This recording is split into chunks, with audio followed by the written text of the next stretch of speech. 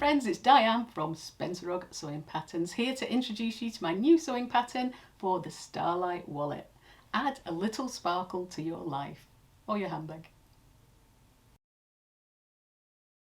Look at this little beam of light, how fortuitous. It's a quick and easy scrap buster project suitable for domestic machines. This one is perfect for recycled fabrics or using up your scraps. It's a lovely beginner friendly pattern, but with a few alternatives to challenge more advanced bag makers. It's a mid-size slim wallet for notes, coins and cards, with a large zip coin pocket on the front, a generous inside compartment with credit card slots, with optional wrist strap and piping. The unisex design makes it ideal for all ages and genders. The pattern is instant download and comes with full written instructions and detailed colour photos and full-size pattern pieces that print onto A4 or US letter size paper. There's a full sew-along video included with attention to every little detail to help even the newest accessory makers achieve a professional look. As always, this is designed to be made on a domestic sewing machine. Make it with just an 11-inch square of your chosen outer fabric, so go bust your stash or raid your wardrobe. It's a great one for upcycling. I've kept hardware to a minimum, so just a couple of zips will get you there. But obviously, you can add as much bling as you want to. You could even add a carrier to the back to make it into a belt bag. I've made loads of large wallet patterns over the last few years to fit everything from the kitchen sink to the biggest of phones, but realised I need something more compact for fitting into the smaller bags that I now use, but it still holds oodles. The approximate finished dimensions are 19 by 10 centimetres and that's 7.5 by 4 inches. I know there are so many wallet patterns out there, how could we possibly need another? But this is going to perfect your techniques in so many ways.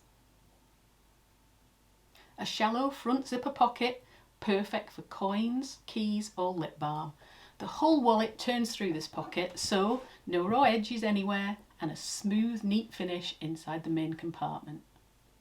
A deep main compartment engineered to fit all denominations of notes without folding, or your reading glasses if you're like me and can't go anywhere without them anymore.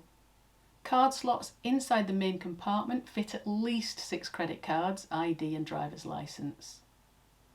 I've just added slots to one side as I'm carrying fewer cards these days and I wanted to keep the wallet really slim. But you can double that simply by using the back lining pieces for the front lining too. A front zip with feature fabric tabs to each side. A main zip with one open end to allow as much room as possible for entry. Thorough instructions on both different zip application methods and how to get a nice, smooth, straight finish will help you become confident with inserting zips in different ways. And piping, don't be scared, it's completely optional and the wallet looks great with or without it, but I show you how to easily attach it and make it seamlessly disappear into the side seams and achieve a really professional looking finish. There's also an optional wrist strap to carry it hands-free for anyone who needs both hands to hang on to children, shopping trolleys, walkers, or just to grab and run to the shops. Decorate the front as much as you wish to add a little sparkle to your Starlight wallet. I've used a metal badge here, but you can add embroidery, applique, a name or a monogram, or a little decorative stitching. Now, I didn't make this specifically to hold a phone as I wanted something more compact, though it will actually hold a smaller phone if you have one. But because it's slimline, it means less bulk inside your handbag.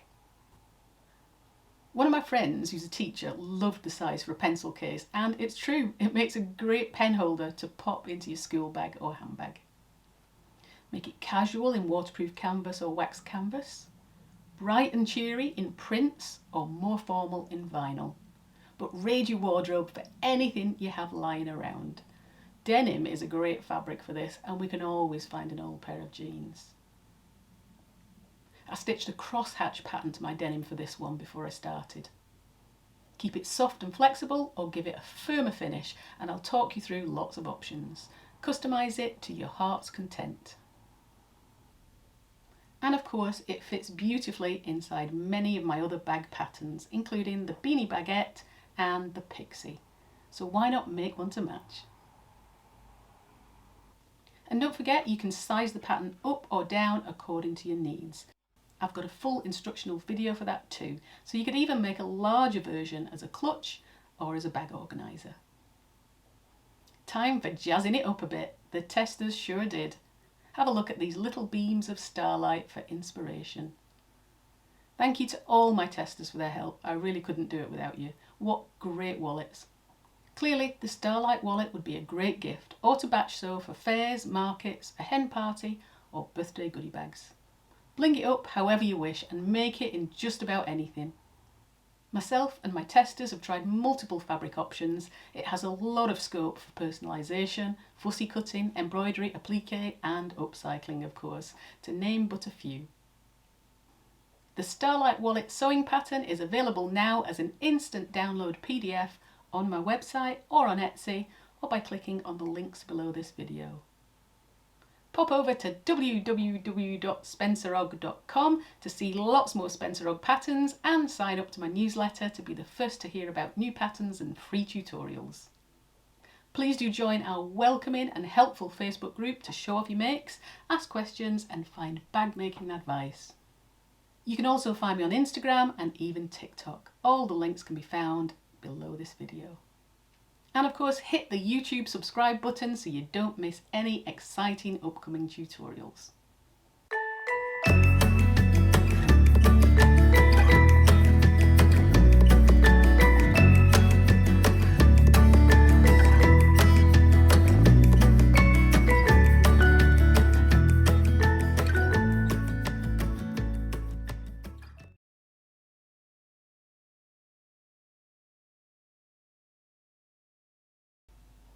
Thank you for purchasing this Spencer Ogg pattern. If you're ready, we'll dive right in with what you're going to need.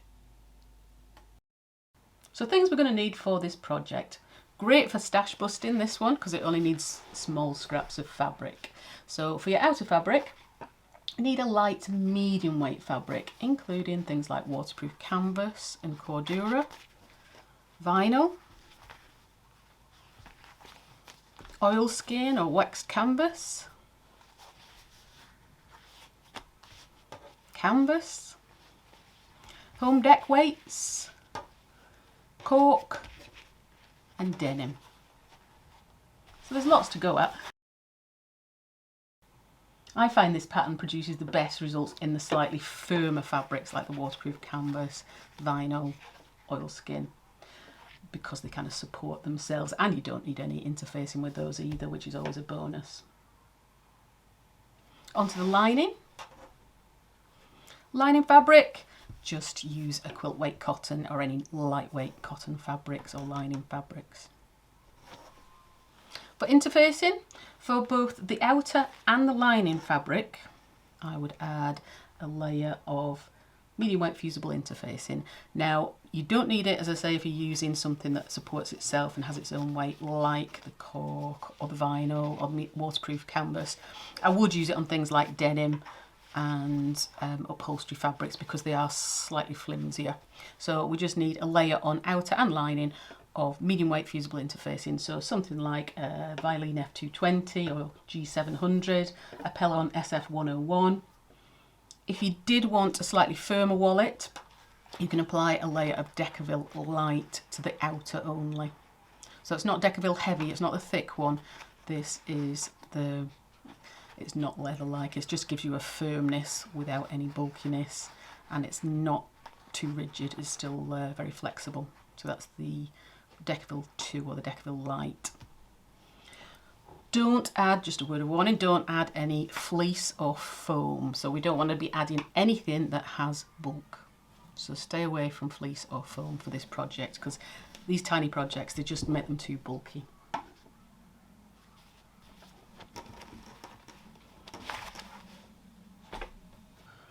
A few more things we need for this pattern, and that's 2 number 3 nylon coil zips. These are number 5 and I'll explain that shortly. but the standard size to use for this pattern is number 3. I need one at 10 inches long and one at 8 inches long or longer to match the outer. And it's not suitable for metal zips, these are plastic zips. And if you want to add a wrist strap at the end, then do choose a puller that has a hole in it so you can attach your wrist strap to it. We need all-purpose thread to match outer, and I use 100% polyester for most of my bag making, and that is Gutterman Sew-All. We need a couple of optional things. I'm going to add a metal badge to the outer. You don't need to. You can add a sew-on badge, you can add nothing, you can add a plique, you can embroider it before you start. Plenty of options. You could add your own name tag. I'm going to use that inside the bag. If you're adding the wrist strap, you'll need a 3/4 inch swivel clasp. And optionally, we're going to pipe the outside of the wallet. So you'll need a small length of pre-made 1/2 inch bias tape piping. So I've chosen a contrast one. You can often tie it in with your zips or your lining. Little tip from one of my testers was that when we're doing zips like this, when we're using continuous zips, if you put 2 pullers onto your continuous zip, you know when we're zigzagging and close the ends to make sure nothing pulls off, then it's easier if you've got a closed end to do that zigzag. So she said put 2 pullers on and pull one off, then you have a zip that has 2 closed ends. That is so much easier for zigzagging. Good idea, I thought. Okay, so that's everything we need. So just a few tips for this pattern before we start. I mentioned about the zips. I'm using a number 5 zip today, but the pattern is based on using a number 3 zip. So that's a 1 inch wide standard zip. So these are a number 5 zip, and we can use those, but they're wider. They're 1 1/4 inches wide for a number 5 zip, which is absolutely fine, but it just means that then when we make them up, that front panel will be 1/4 inch longer than the standard size included in the pattern. So we're going to trim that down if we're going to use a wider zip. So I'll show you that in the pattern. If you follow the written instructions, it gives you the standard instructions for using a number 3 zip. So there's no alterations necessary. I just thought I'd show you what alteration you could make if you wanted to use a wider zip today.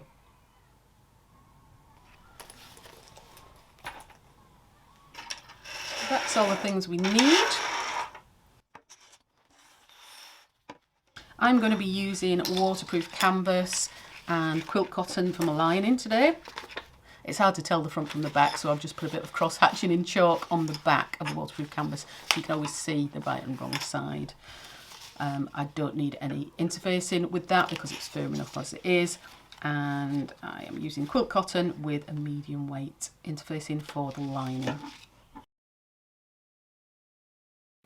So if you're using a directional fabric for your outer or for your lining, the design on the fabric should look the same way around as the writing on the pattern pieces. So your design should be the same way as the writing. Mark any notches that were shown on the pattern piece before you start, just within the seam allowance, keep them small. If you want to add more card slots, easy done, just use the back lining portion twice and leave out the front lining portion, so you'll have credit card slots back and front. Fuse all your fabrics for your lining or your outer if you're fusing them before you cut out, so you don't need to do it twice. So you just cut out the once and it's all cut exactly the same. And your tabs, your tab pieces, try and keep them in a lightweight fabric because we are going to fold them over a few times. So you can use your lining fabric without interfacing, or you could actually use a little piece of leather and not double it over. When you're making the project, please, whether I say it or not, backstitch at the beginning and end of every seam and trim your loose threads as you go. It keeps it so much tidier at the end. Leave the paper pattern pieces pinned to your cut pieces, or you can use the handy labels included at the end of the pattern instructions, and that will keep them easily identifiable. Press at each stage of makeup, unless you're using vinyl or something that melts, of course, but then you can often give it a little tickle, but just use a pressing cloth over the top. So why not try recycling something from your wardrobe or a thrift store? You don't always have to buy new fabrics.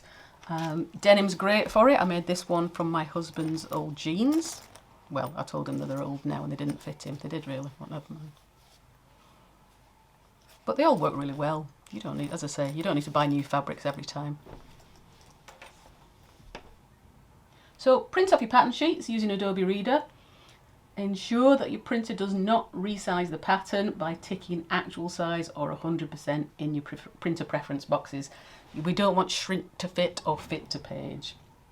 And there is a square control box on the pattern pieces for you to measure and make sure the first page is printed out all right before you go ahead and print the rest. If you do need help with opening and printing PDF patterns, I've got a video tutorial that will really help with that, and I'll put the link in above if I can, but it'll definitely be in the text below the video. So cut and fuse all your pieces as directed in the chart at the end of the instruction document. There's no printed pattern piece for the wrist strap, that's piece L, but the dimensions are in the cutting chart at the end of the document. Cut as accurately as you can because it does make a big difference to a small project. Your seam allowance is 3/8 of an inch or 1 centimetre throughout. I'll keep mentioning it anyway. It's included in the pattern, you don't need to add anything on. So if you're all cut out and ready, let's go sew. So our first operation will be to make our credit card slots and back lining. So take your fused credit card slots, piece F,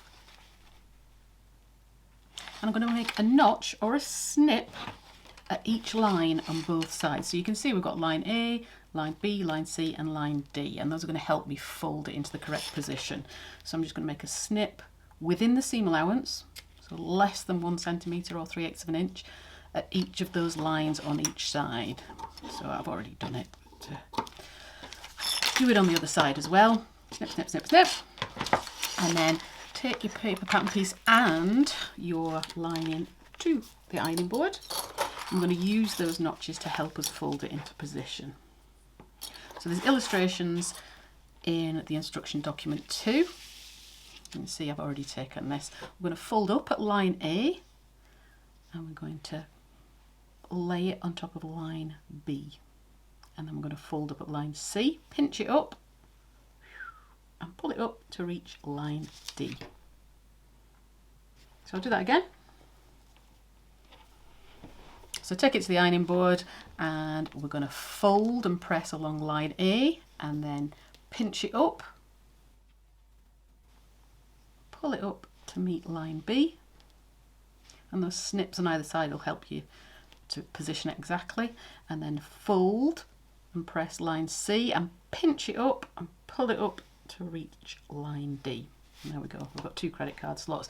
Now if you want to check your sizing of that, just check either your piece G or H, which is the side panels, and just lay it next to it to make sure you've got it the right length. It should be the same height as those side panels now. And I'm going to edge stitch each of those 2 folds because those will form the top of my credit card pockets, and it's just nice. It's not essential, but it looks nice.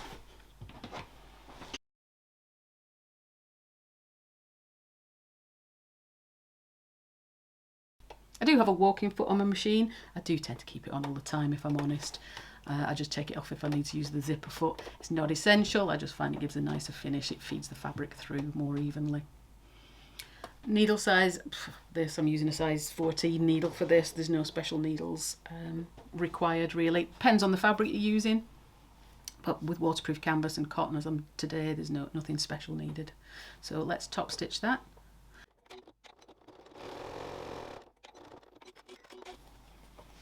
That's one, and the second one. There we are. They're beautifully top stitched, and you know me, always trim. Trimmity trim trim all the way through your project because it's so hard to get some of these threads at the very end. So I want to add a logo badge, so I'm just going to add it just slightly below that top stitching, about 1 centimetre or 3/8 of an inch below that top stitching, and I am going to centre it, but I'm just going to stitch it through 1 layer of fabric. So I'll take that back to the machine.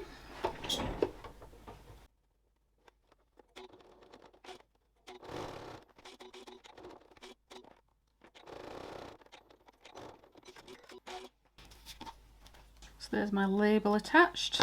Not the best label I've ever attached in my life, but that's fine. And then I'm going to baste along those two sides just to hold those credit card slots in place. I'll clip them first because we don't want them to move.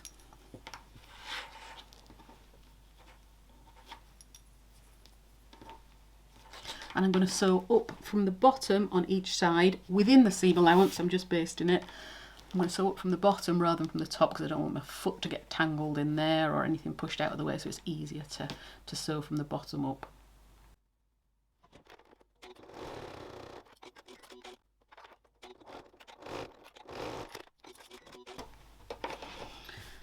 Keep trimming, and then we can add the side panels to this back lining to complete it. So grab pieces G and H, and you'll see they do have a curved outer. Place your completed credit card slots uppermost, right side up. Grab your pieces G and H, again, right side up, and just lay them to the sides of your completed centre panel so that the curved edges are at the outside at the bottom. Now flip one side over so the right sides together, match them up, clip in place, and then I'm going to stitch that with a 1 centimetre or 3/8 of an inch seam allowance.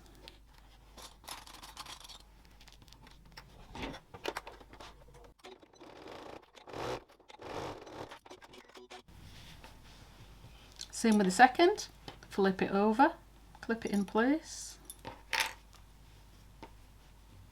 So I'm right sides together. I've lined up my edges so the top and bottom match and everything's falling in line. And I'll stitch that with a 1 centimetre, 3/8 of an inch seam allowance too.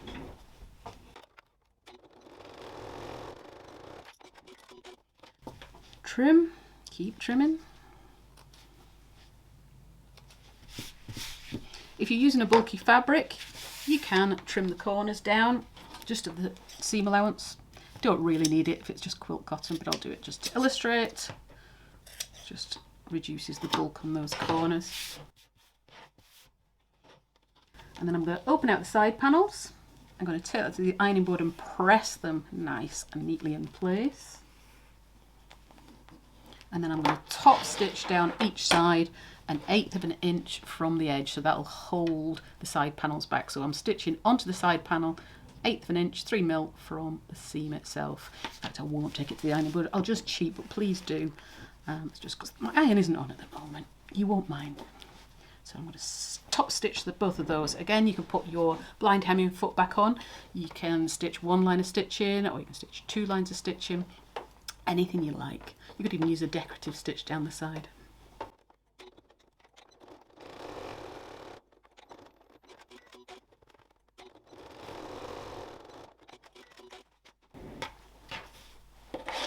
Lovely, looks very cute, as I say.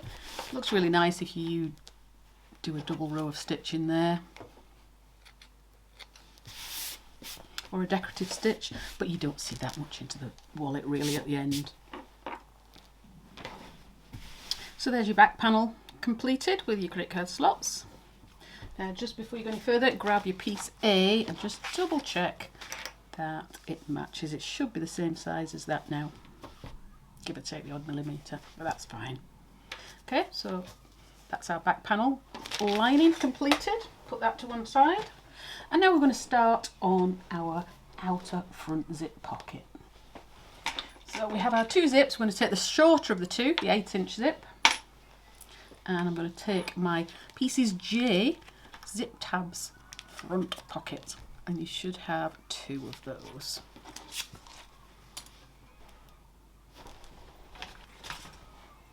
So the first thing I'm going to do is cut that zip down to 7 inches.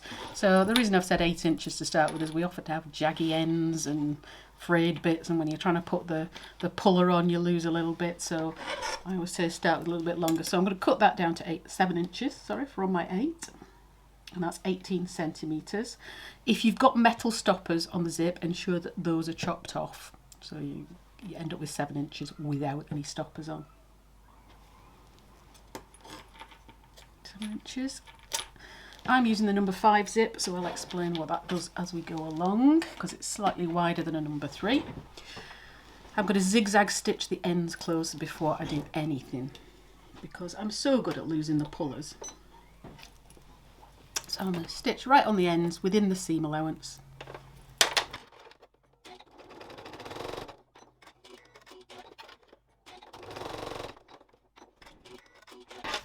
So that'll stop my ends coming off. That's great.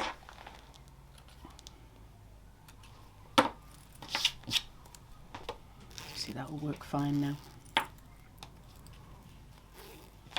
So I'm going to take my zip tabs. I'm going to lay them on the ends of the zip, clip them in place.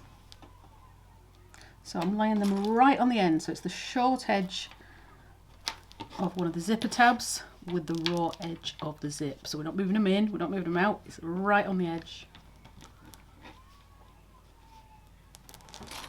So your tabs might be slightly wider than your zip, that's fine. And then I'm going to stitch those with a 1 centimetre seam allowance.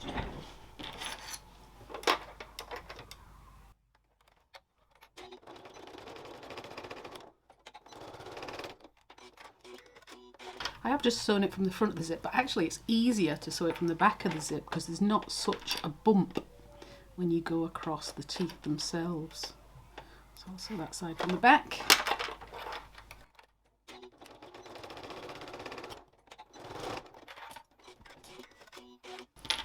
I'm going to open those out. So that's our tabs, just press them out, take them to the ironing board and give them a press. We're not going to top stitch them at this stage, we're going to do that later because we want to grab the sides of the pocket in there as well, so don't do it yet. So that's our zip ready.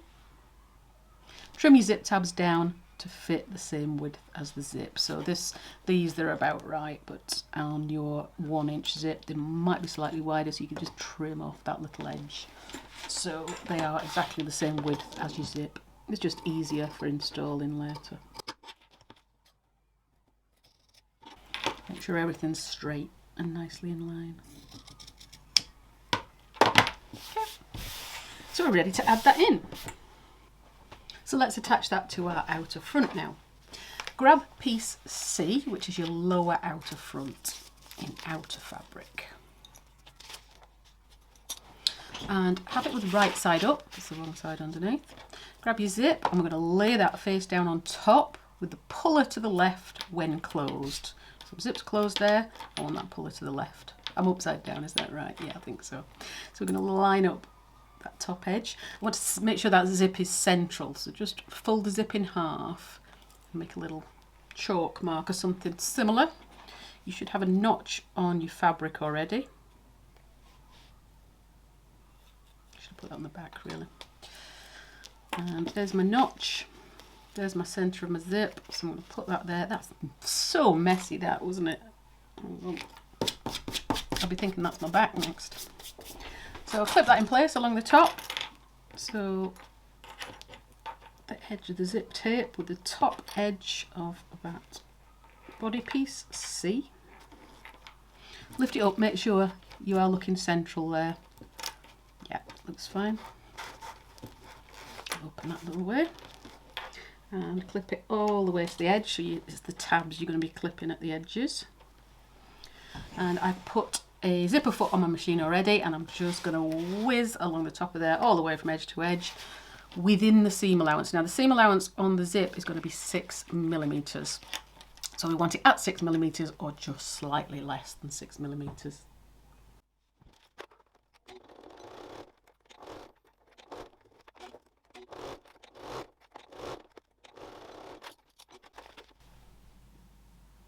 So just to reiterate, you do need to use a 6mm or 1/4 inch seam allowance to install this zip. If you're going to use a larger seam allowance, you'll reduce the size of this panel, and we don't want that. It needs to match the back panel, so stick with your 6mm 1/4 inch seam allowance. So I'm going to just flip that over and I'm going to trim my zip tabs to match the width of the body.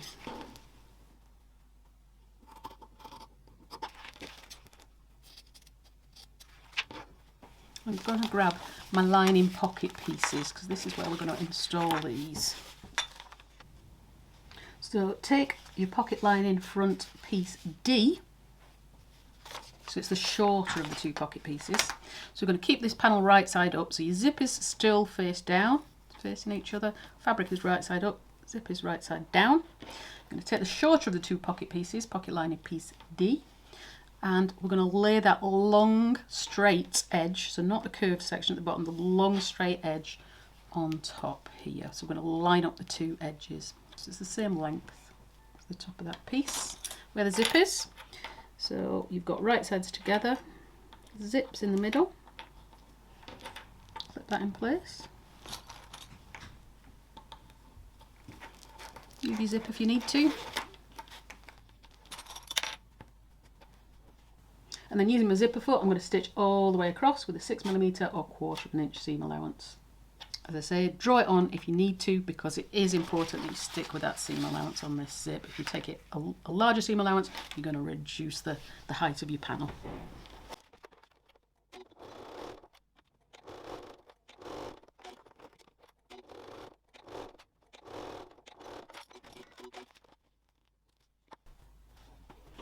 You can trim the corners of that seam allowance to reduce bulk further if you wish. As I say, my fabric's quite lightweight, so it doesn't matter, but I will do. And then I'm going to open that out. Press it open. So I'm flipping so the right sides are outermost and the wrong sides are together. And I'm exposing my zip teeth and the raw edge of the zip again. So I'll take that to the ironing board and give it a press. There we go, beautiful. Got wrong sides together, pocket piece and outer on the back. And that's exposed the free edge of my zip tape. But before I put the next side on, I am going to top stitch just below the zip seam, 3mm or 1/8 of an inch from the edge, all the way across, edge to edge. I have left my zipper foot on just to give me a little more space.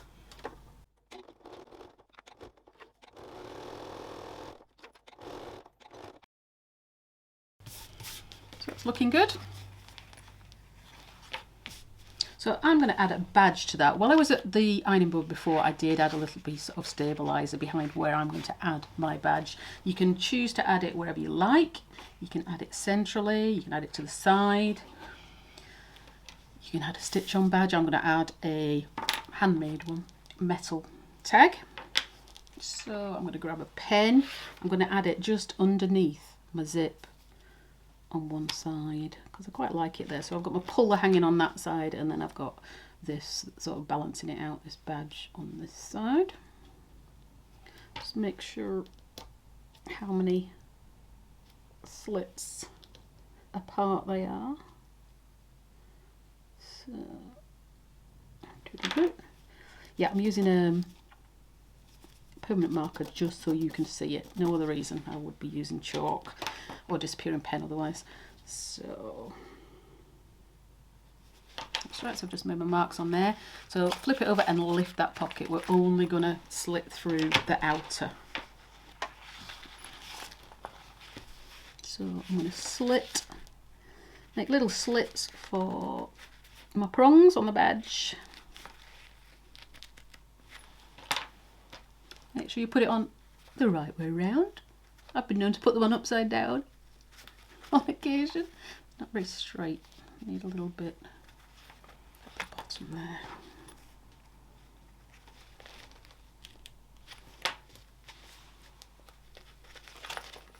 Now, check we're straight. Not entirely. There we've gone out. Okay, so flip that over. I only just made it with my Decaville, didn't I? There, prongs, and push. You can push them out, you can push them in. I prefer to push them out because it gives a flatter silhouette. I also like to use a metal ruler. I'm going to stand up for this job. Just to get it as flat as I possibly can. There we are. So there's my badge installed. As I say, you can put that anywhere you like, but just put put it through the outer. Don't catch the pocket lining in. You could also choose to add a little piece of duct tape over there or a little piece of wadding so it doesn't wear through at any point, because it could rub on the pocket. I've never actually had it happen, but you know, I'm sure if it gets real heavy use, it could do. So now we're ready to attach the second side of the pocket zip. So keep your lower outer front with the right side uppermost and grab your upper outer front piece B. Again, you should have a little snip on that, and you made a mark for the centre of the zip on that side. So I'm going to lay it face down on top of that free edge of the zip. That's my chalk mark so you can tell which is the back of that fabric. That's all, it'll disappear with time. Not that you'll ever see it. You could even write rude words inside that wallet and nobody'd ever know. Not that I'd ever dream of doing that, of course. Push the zip bullet out of the way. And then I'm going to stitch across there. I'm basting it again, just 6mm, 1/4 inch, or just less to baste it to that zip edge. Right from one side to the other.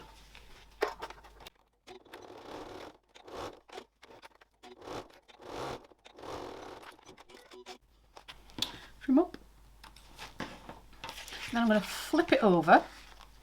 So I'm looking at the back of my pocket lining, or I'm looking at my pocket lining and the back of the zip. And then I am going to grab piece E.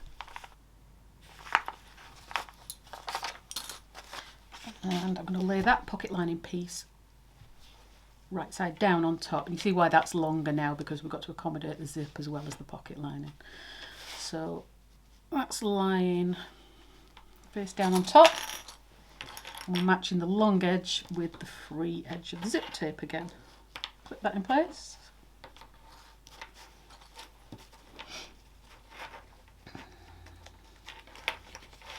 Move my zip. Where is it? Under there. So get it nicely lined up before you take it to the machine, and then stitch along there with the full 6mm or 1/4 inch seam allowance edge to edge.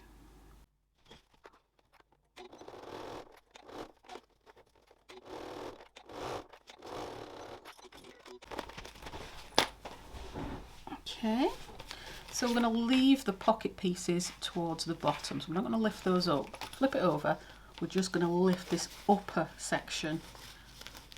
I'm going to press that upwards, so everything else will stay facing towards the bottom. So your seam allowances of the pocket and the zip will come towards the top, your pocket lining pieces stay towards the bottom.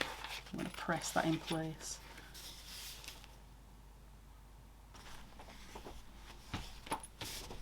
So nicely pressed, make sure you've got no loose ends. And then I'm going to top stitch my upper panel as well.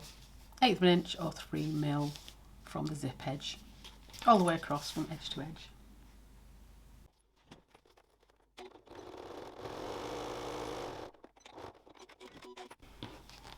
Trimmity trim trim. Okay, it's looking good. And then flip over. I did this while I was at the ironing board previously, but just trim the length of your pocket pieces to match. If they don't, they might be 1/8 inch, a tiny bit out if you've used a different zip width. Trim them to match, and then press a hem on both sides on the bottom of each pocket piece. So that'll make it easier when we come to close the wallet in the end. I'm going to put a couple of clips on the bottom of there, just to hold it in place for the moment. And then we're going to close those sides. So we have two little curved sides on that pocket piece. And we just want to do a 1 centimetre or 3/8 inch seam just across that curve itself. So we're not going up the side, we're just doing that curve itself on both sides. So try it on if you need to, if it helps with curves. I do have a separate video on stitching curves if you need some help with it. Some practice sheets there. But to be honest, it's quite rough. It doesn't matter. It's just so we can take it away from the edges, so it's the bottom of this pocket isn't getting caught in the side seam, because we're going to turn it through the bag afterwards, so we need that to be able to lift. So we're going to fold it back now and just stitch those sides. So I would stitch it from that side, lift up that front outer panel and stitch it just on those curves. So don't worry about the end bit, it's literally just the curved section on both sides. You can leave your zipper foot on the machine, it'll give you a bit more space when you get to the end.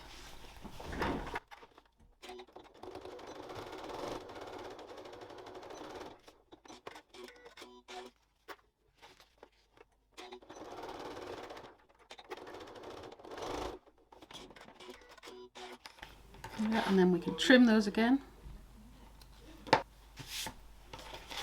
So there we're stitched up. You can take those clips off now. So you can see it's just the pocket pieces. We've stitched the sides off, not the outer itself. So that can go back down now. So the bottom of the pocket remains open.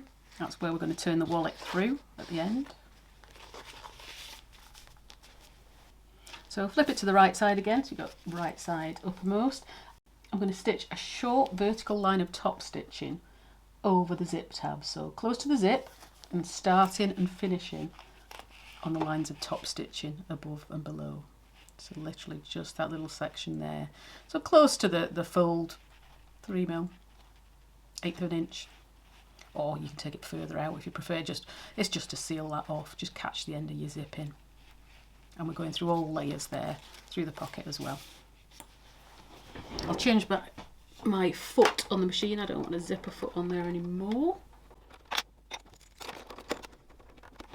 So let's stitch those sides.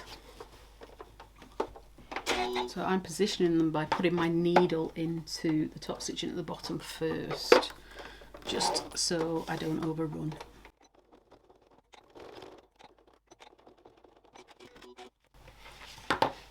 There we are, just over the zip tab, so I'll do that on the other side too. Position my needle first.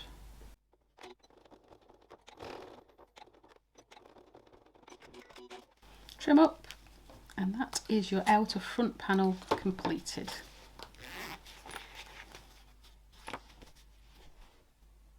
So one very important thing to do is grab that piece A again, because we want to make sure it's the same size. So I'm just going to take the pattern piece. I've still got my outer and my line in there. So if you've used a number 3 zip, it should fit exactly if you've used a number 3 and you've taken a 1/6mm or 1/4 inch seam allowance. But like me, if you've used a wider zip, then your panel will be that little bit too long. So it should be about 1/4 inch too long, because the zip is a 1/4 inch longer than a number 3 zip, and it is. What we don't want to do is slice it from the top, because that'll make that too narrow. So I'm just going to pin that or clip it on. I'm going to take it from the bottom. We do need to trim it up so it's the same size. Before we go any further, as you can see there, I'm just going to trim that extra little bit from the bottom edge. I'll put a couple of pins in.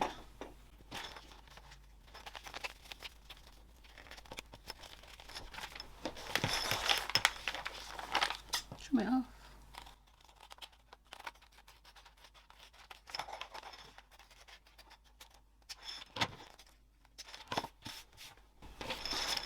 And there is your completed front, even if you've used a wider zip. But regardless of the size of zip you've used, do check it against your pattern piece, just in case you've taken a different size of seam allowance somewhere. So it should be exactly the same size as that outer back piece A. Okay, so we're finished with that. We can lay that to one side. And you know what time it is now? It's time for that well-earned cuppa and your chocolate buttons. So you put your feet up for 10 minutes, and I have one question to ask you. Did you compare that completed front panel to the outer back piece A, and are they the same height? Just asking. I also have an extra option for you here too. Now you can easily make this into a belt bag by just adding a belt carrier to the outer back panel, so piece A, at this point before you join things together, and you would just use exactly the same method as illustrated in the free Bummety Bum Bag tutorial, and I'll link it in the text below if you want to take a quick look. It's just an additional option. And just to let you know, no, there's absolutely nothing in my cup at the moment, and that's because I'm saving it for the end of the tutorial and I can take some of my special medicine. So tea break over, and it's time to have a look at whether you want to add the optional piping. So as I say, it is completely optional. If you're not feeling adventurous, don't worry about it. It's a lovely make with or without the piping. If you don't want to add it, just skip to the next step of preparing the main zip. Okay, so I recommend using pre-made bias piping for this item. It saves a lot of time and effort, especially helpful if you are a lazy sewer like I am. So I've cut 17 inches long of my bias tape, my bias piping, that's 43 centimetres. You notice there's a very narrow piping cord in there, it's 1/8 of an inch or 3mm, because it's a small item. As it is cut on the bias, because we're going to be going round some corners, so we want some flex in it. So I'm going to grab some clips and let's start attaching. So starting from one of the top corners, I'm going to clip up in the piping all the way around. So the cord is facing in towards the body and the fabric itself is sitting on the edge. So the raw edge of the piping and the raw edge of the fabric are lined up together. So let's pin that in place. I have to stand up to do this.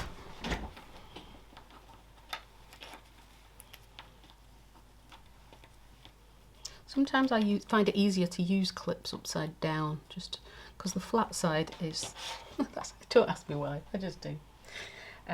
When we get to the corners, we're going to snip the piping just within the seam allowance, keep it small, and it just helps it to go around that corner. So actually that's probably only not even 1/4 of an inch, maybe 1/4 of an inch. So I've got enough there to get me around the corner. Add some more clips. So I find it easiest to make sure it's sitting nicely and clip an edge round here so I can see there's enough piping to get me around that corner, and I want it to stay, the edge of the piping to stay sat on the edge of the fabric. You see that? So we don't want the piping moving in, because that's going to change the shape of your wallet. We want it sat right out there, exactly meeting that curved edge. So once you've got it in position, clip that on. Lots and lots of clips. Carry on along.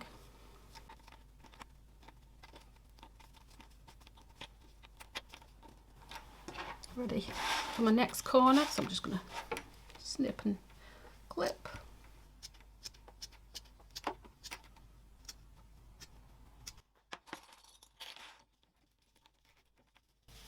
Again, I'm going to make sure there's enough to get me around that corner and sit nicely before I clip further up and then have a look at it.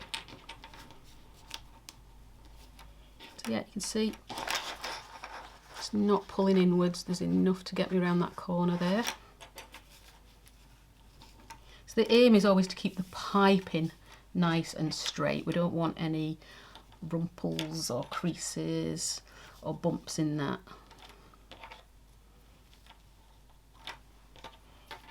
Okay, and then right up to the top. So just have a look at that. You can see that piping sat nice and flush. So we don't worry about whether the tape itself on the edge has got snips in it. We want it to lie flat, but this is what we're going to see at the end of the day. So we want that lying nice and flat, because that's going to pop out once you've got your seams made, like that. Okay, so we're ready with that. Can't have too many clips. I'll get some scissors. So we don't want the piping to encroach on our main top zip seam. So before stitching, we're going to snip to remove the cord inside the piping at the final 2 centimetres or 3/4 of an inch on each side, and we're going to fold the piping outwards just above the pocket zip. So I'll just trim off any excess at the top, and then I'm just going to open up the piping and remove the cord inside, so it opens easily. It's just a couple of basting stitches there. So I'm going to snip that cord back to 2 centimetres or 3/4 of an inch below the top there of my wallet. So you can see how that's just ended there. And I'll do the same on the other side. So I'll pop that back together. Do the same on the other side. Just take a clip off. Open up my tape, my piping, sorry.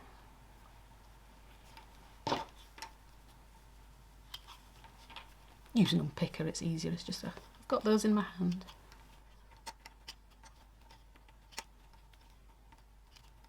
There we go, and then snip off that cord to 2 centimetres or 3/4 of an inch, which is just about the top of that zip edge. Okay, fold it back together. So at the point where we snip that piping cord away, we want to fold the piping itself outwards. So just make a little fold, just to get it out of the way. We don't want it coming up into the seam at the top.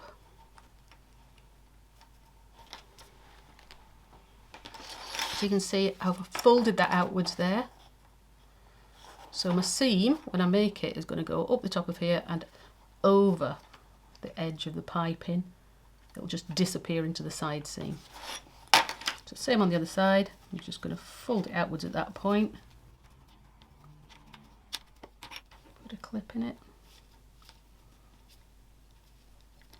Make sure I've got a decent fold on there. Don't want it sneaking back in. So there we go, you can see that that piping folds out just literally at the top of where our zip pocket is. You want to make sure it's equal on both sides. Here's a finished purse. You can see what happens is it looks like it then disappears into the sides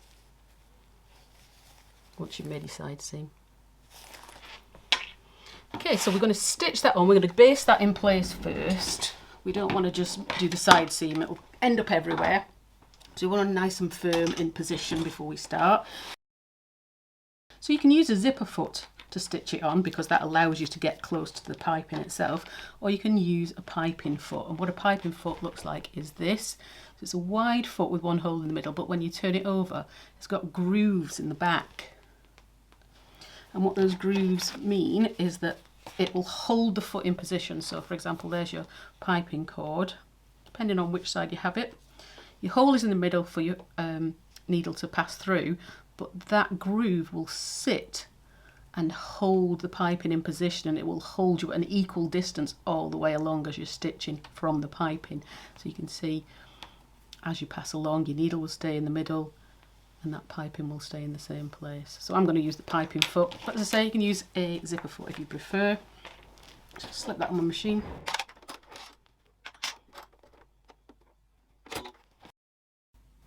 So I'm going to stitch all the way around there with my piping foot. You'll just go over the end here, start on the top and just go over the top and stitch close to the piping. Not too close because we don't want to see the stitching afterwards, but you can see where the stitching is on the piping itself, the basting stitch. So somewhere close to that.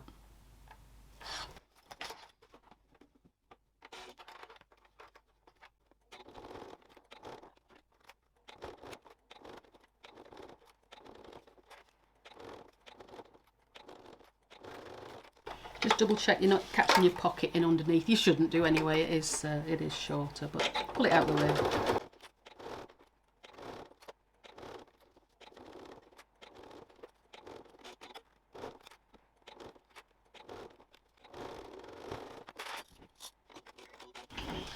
So that's my piping in position.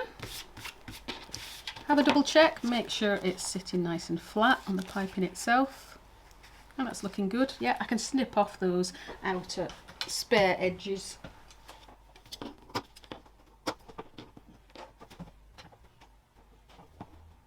And that's our front completed. So now we're ready to attach our main zip. So for our main zip, we're going to take our 10-inch number 3 nylon zip. In my case, I'm using number 5, but there's no amendments needed on the top zip. It doesn't matter because it'll make the same difference on both sides of the extra 1/4 of an inch. So no amendments necessary whether you're using number 3 or number 5 on the top zip. Remember to give it a quick steam first because they can shrink in use, and we don't want any rumples in our zip. Now at the open end, can I remember which the open end is? That one. First of all, I want to bend the tops over. So I'm going to mark a line, 2.5 centimetres or an inch. Grab some chalk from the end on both sides. Look, I've got a cutting mat there. I can just use that, can't I? So 1 inch. I'll do that in pen so you can see it better.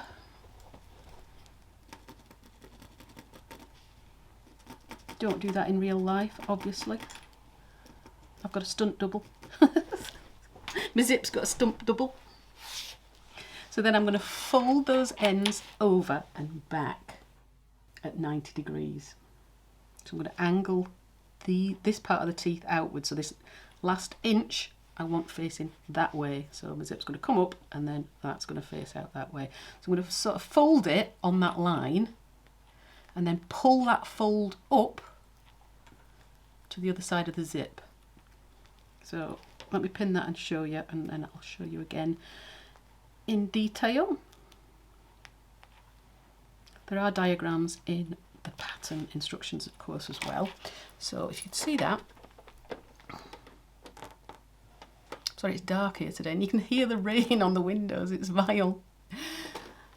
So that means when I stitch along there, and I stitch it into my, I was going to say garment, when I stitch it into my bag, that side will just disappear into the seam. And it makes a nice neat edge. So on the other side, same again. I'm going to fold it on that little line I made and angle that side outwards by 90 degrees. So my fold is lying across the top here, next to the bit that will be going in to the seam, and the excess fabric of the zip, you'll see, is underneath. But if you keep that fold running along the line here of the extra 1 inch of zip, it'll be hidden better than if it's on the top here. So let's see if they meet. Have I got them in the right spot? Yeah, that looks okay. If they're not exactly meeting up, just fold again and try and get them lined up, because we do want a neat edge on that zip top.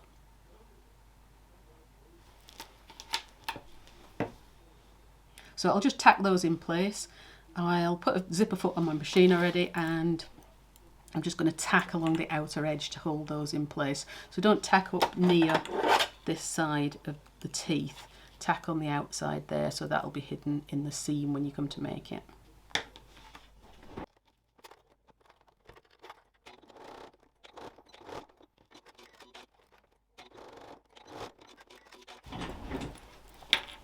Oh yeah, so they're nicely tacked. Make sure you trim those up, because you'll never get at those threads afterwards.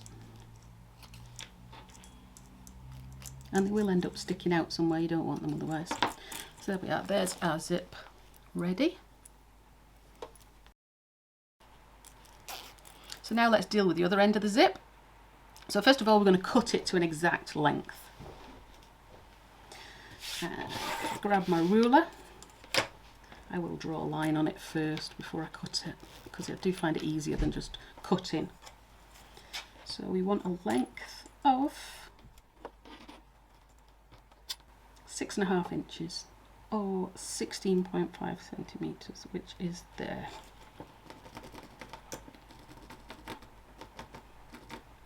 So it is a fair bit shorter.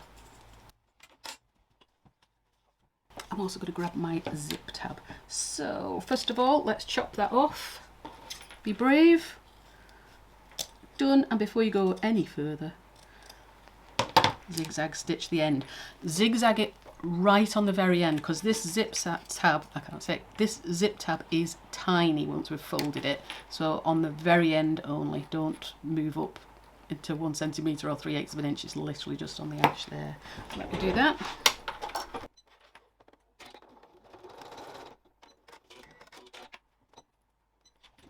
So there we are, tiny zigzag just on the end. And now I'm going to take my zip tab. As I say, this is the tiniest zip tab, so we wanted to keep it in light fabric, so I've cut mine in lining fabric. I haven't got any interfacing on the back. I'm going to take it to the ironing board and I'm going to fold it in half, open it out, and then just fold the sides in to meet that centre point, like so, and then fold it in half again to conceal all the raw edges. So you can see that's a really tiny, tiny zip tab. I'll just finger press it for now. Very naughty, shouldn't do that at all. Just get rid of these. Then I'm going to push the raw end of that zip into this zip tab. So open it out. So where your raw edges are, I'm going to just push the raw edge of the zip into there. So there's not a lot of room, I admit. But we want to keep it as small as possible because this item is so small. Okay, there we are. I'm going to put a couple of clips on that. You can use some double-sided tape if you want to. I'm just going to use a lot of clips. And then we're going to stitch over the centre of that. You can do a couple of lines of stitch. You can just do one close to the edge, one in the middle. Whatever will hold that. Just make sure that you've caught the back in there as well. So just slightly forward of the fold on the front to ensure that you catch the back in too. You can run down the sides first. If you haven't used double-sided tape, you can just run up and down the sides first to baste it on. That also helps if you struggle with zip tabs. Keeps the clips out of the way. I'll do that to show you. So I've just tacked the sides just very close to the end before I've gone over it, so that'll hold it nicely in place without clips getting in the way for me. Do it from the back, it's flatter.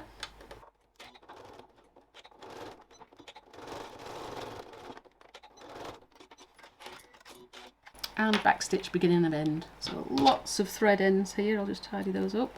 Remember, you're only going to see that tiny portion in the middle. That's all that's going to show once you've got it embedded in your wallet.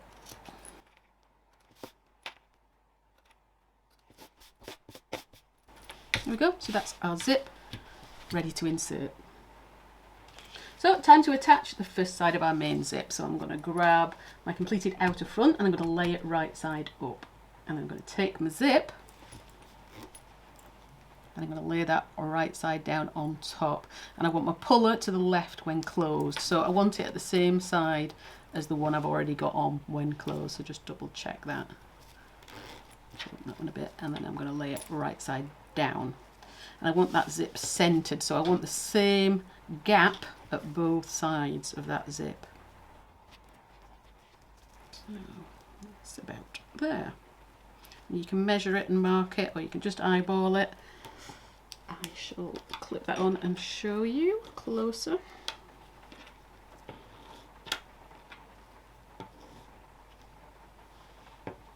So I've centered it across the piece. Ensure there's an equal gap on both sides because we want to be able to stitch the side seams without hitting the zip on either side. And then I'm going to use plenty of clips across there to hold it in place.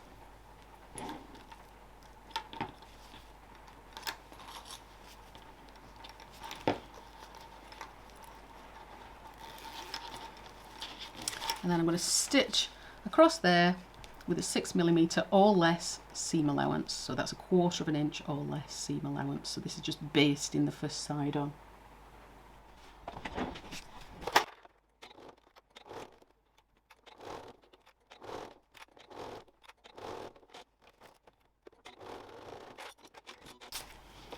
that's one side on. Oh, that's one side basted on. Next, take your lining front, piece A in lining fabric. So that's not the one with the credit card slots, that's the plain one, unless you added credit card slots to both sides, of course.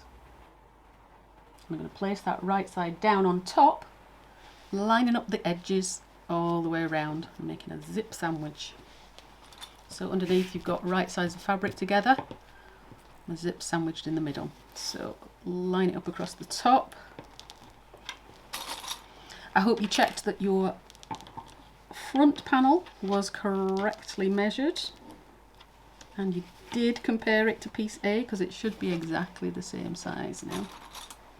If it's not, go back and double check. It does need to be the same size, because otherwise you won't be able to stitch it together, and that zip does make a difference. So let's just open that, make sure I've got it nice and straight.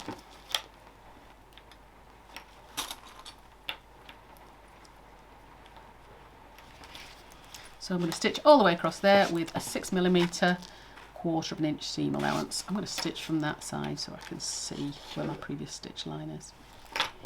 Get my zip out of the way.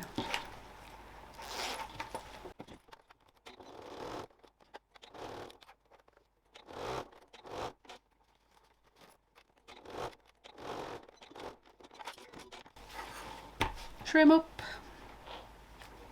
anything you see. Always a few extras. Okay, I can trim the nub off that zip now, don't need that anymore. You can trim the corners of these seams as well, fractionally. There's not much on them, but give them a little trim. Everything helps to keep a little bit of bulk out of those corner seams. So I'm now going to flip so the wrong sides are facing each other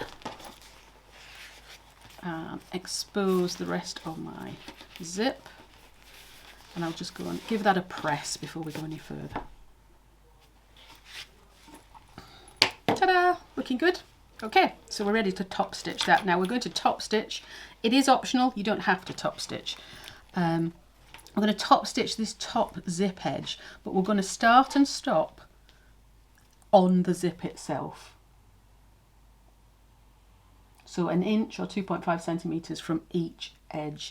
The reason we have to do that is when we're sewing it together, we want these sections to be separate so we can stitch the outer together and the lining together successfully. Otherwise you're going to have, if you top stitch to the very end, you're going to be clamped here, so you won't get a nice finish on the edges. So you need to stop so you're able to pull it apart. So if you're worried about not being able to do it shorter. Just don't do it longer. If you do it shorter, it's fine. If you finish there, it's fine. But you need to be able to open those sides out again, but just at the very edges. So that's why we're just top stitching here to here. So that's an important part. Okay, so I'm going to top stitch 3mm off 1/8 inch from the edge. Will I forget to stop at the end? Probably.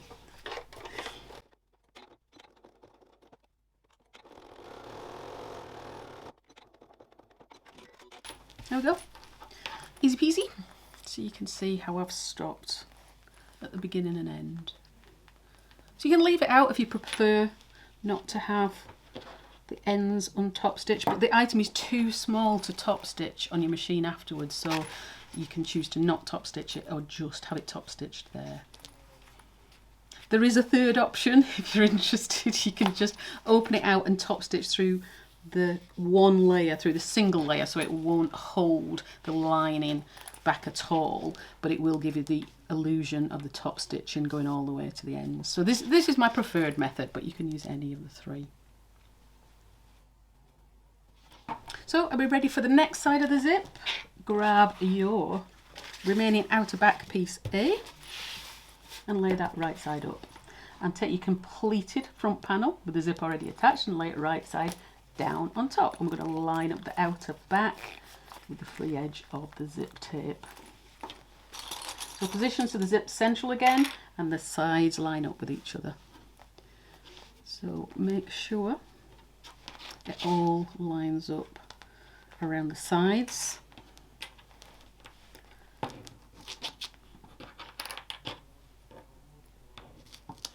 find it easier to work my clips in underneath if I use them that way around. I know everybody tells me I use them the wrong way around, but I've never found much of a problem doing it either way. I better put them all the same way or I'll have loads of complaints.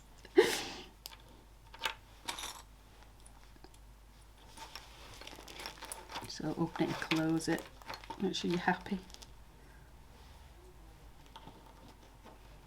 I've got that stitched on. Just flip it over and make sure you haven't got any twists in it anywhere and it's sitting in the right place. Okay, pull that back over. Where was I? There. Okay, so I'm ready to stitch across there. So I'm basting it again at 6mm or just less than 6mm or 1/4 of an inch across the top edge.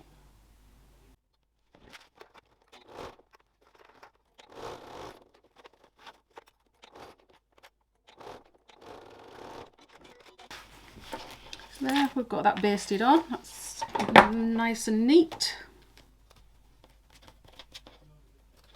Trimity trim. So pick up the remaining lining, and that's the one with the credit card slots. So you've got your pocket showing here, you've got the raw edge of the zip showing at the top, your free edge. I'm going to lay that right side down on top. So you've got your 2 lining pieces right sides together. You can zip it up to start with, or not, just to make sure you've got everything lined up.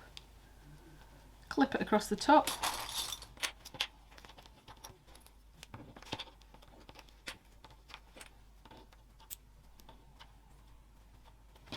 Open that again. Where is it? There.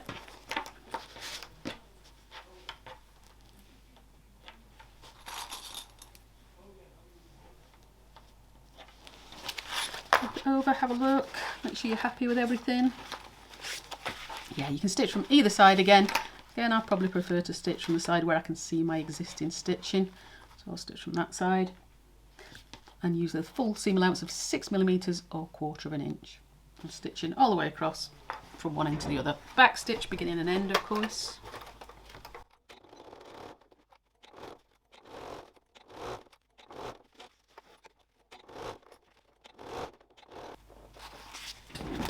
Yeah. They lasted quite well, those chalk marks, to indicate the front and back of the fabric, didn't they? Good job I didn't write any rude words on it. Okay, so trim up. Let's take the nub of that zip off. Take the corners off if you want to, just a fraction.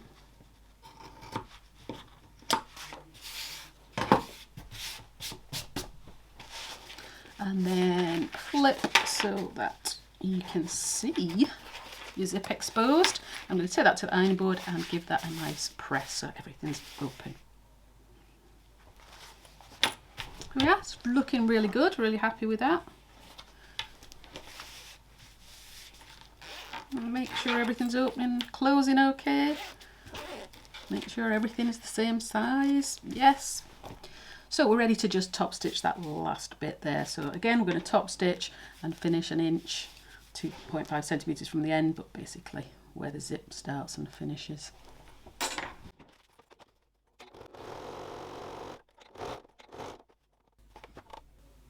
And of course I forgot. I carried on. Let me unpick a few stitches. What a plonker. I am terrible for that, you know. Do it all the time. My brain won't hold on to that information long enough. It's because it just doesn't seem right, but it is, I promise. I'll just do a couple of tacks over the end there. A back tack, it'll be fine. There we are. Done it now. Don't do that at home, folks. So we're now ready to do our side seams. So open both zippers 3/4 of the way, particularly that pocket one, because you won't be able to turn your purse through afterwards otherwise. And I'm going to flip, so the right sides of the outer are together and the right sides of the lining are together. And you can see now why you needed to not stitch the top stitching all the way to the end, because we can now open that fully, that portion. Same on that side. So I'm going to clip them together all the way around. We don't need to leave a turning gap because we've got one in the pocket. So first of all, match those two seams on either side. So we want that to be really tidy. So make sure they're positioned exactly on top of each other. It does no harm to just put a little tack in those, just to hold them in position either. The side with the tab you'll find a little bit fiddlier. I'm just going to have to look at it, sorry, hold it up and look at it. I want it in the right position.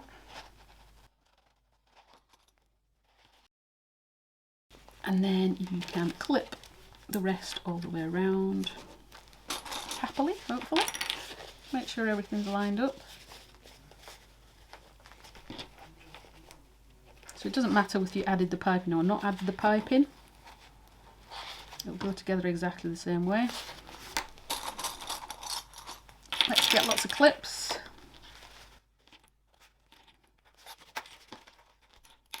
Keep flipping it to one side and the other to make sure you've got both sides matching everywhere.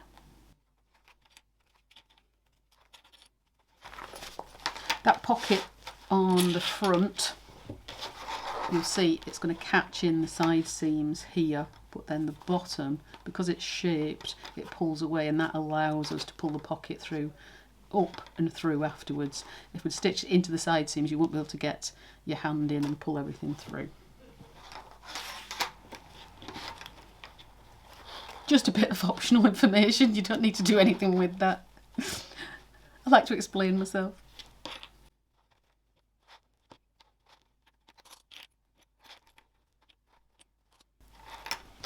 So I'm going to grab a pen.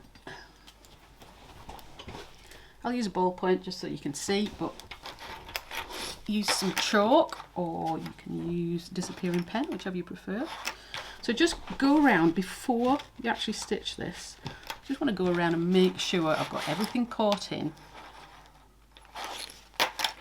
Everything's lying nice and flat. When I get to these side seams where my two outer and lining crossover, they are sat in line with each other. As I say, you could put a tack in that bit if it helps. Check that one too. Yeah, just a little wiggle. Wiggle, wiggle. There we go. So I'm going to stitch all the way around. If you're worried about curves, draw them on first. We're going to use a 3/8 of an inch seam allowance. It's a 1 centimetre seam allowance all the way around. But if you've used piping, you might find you can't get quite a 3/8 of an inch seam allowance. It might be slightly shorter, but that's fine. It won't matter in this. When you come to the lining, we want to make a slightly wider seam allowance. So you're coming in at 3/8 of an inch or a centimetre, but then angle it in slightly so you're getting about 5/8 of an inch. So that'll stop our lining becoming baggy. Draw anything you want inside. I do. And then just as you get to the crossover point, come back to your 1 centimetre or 3/8 of an inch. As I say, draw on your curved corners if you want to, it does help.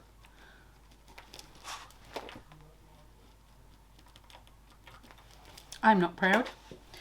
And then I'm going to stitch, because I've got piping on here, I'm going to stitch the side with piping with my piping foot on the machine, because that will just keep me at a really nice equal distance. And then I'll swap over and put my regular foot or my zipper foot back on to stitch the rest of it.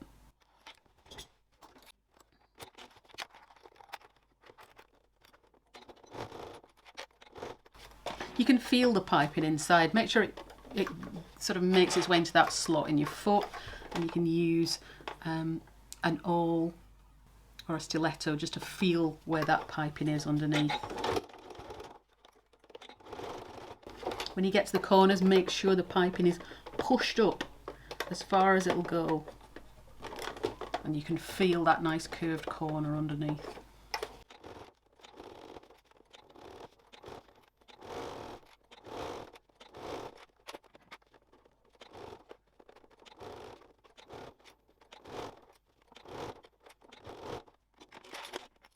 So I am going to stop there and just change my foot.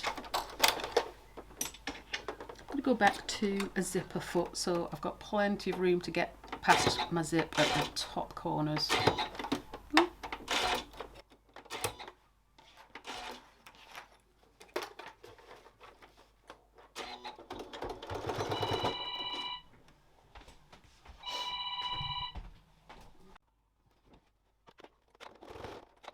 So I've just gone over the sides where my outer join's lining. I'm using a zipper foot because you've got your little nub of the zip in there, which is going to try and push your presser foot outwards, and we want to keep a nice straight line as we're sewing. So a zipper foot means that it's not going to affect it quite so much. You've got more room. So I'm going over. I'm now going to increase my seam allowance on the lining to 5/8 of an inch, or 1.5 centimeters.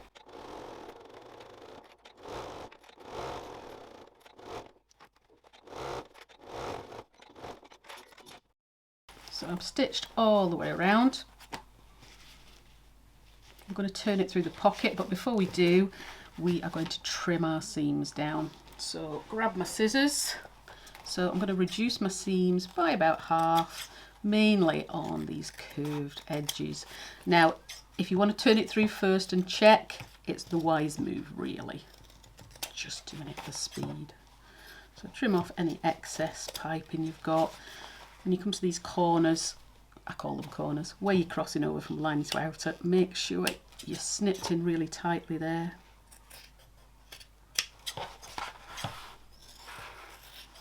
Plenty to take off the lining.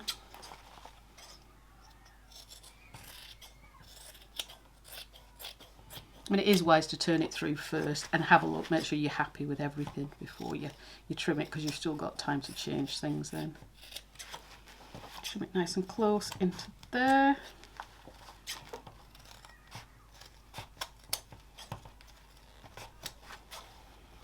Okay, so we're ready to turn that through. So turn it over, bottom of the pocket, you can still get your hand in there, and I hope you left that zip open. So just push it open fully and turn it through.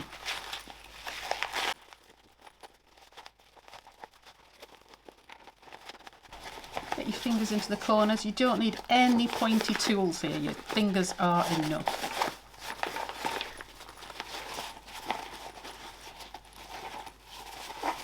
Get it into a nice shape, and then we'll take that to the ironing board, give it a good press and have a look. Make sure we are happy with everything.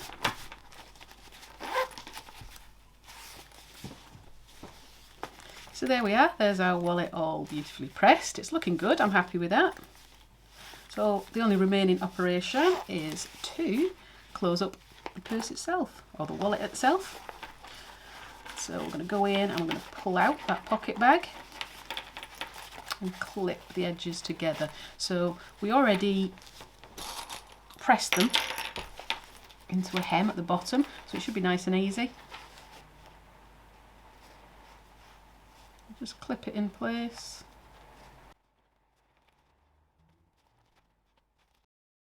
And pull it out more if you need to, just to get in there. Make sure all your edges are tucked inside. It'd help if I put my glasses on. There, that's better. Now I can see where I was going wrong. There. Okay, so all nicely lined up. So I'm just going to stitch that 3mm or 1/8 of an inch from the edge to close it up. So fold that section back and you can get at it easily.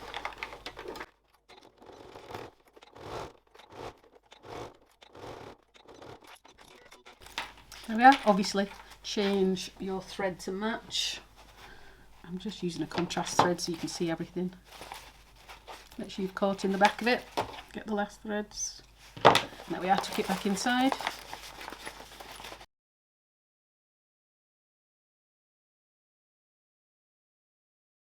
If you wanted to add a wrist strap, you'll find cutting measurements and written instructions in the pattern instruction document, along with a link to a separate wrist strap video tutorial. And again, I'll link it in below.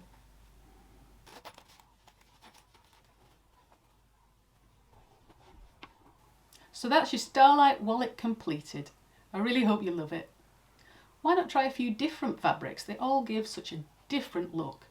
Or why not size it up, make it larger and make it into a handbag organiser or even a clutch bag?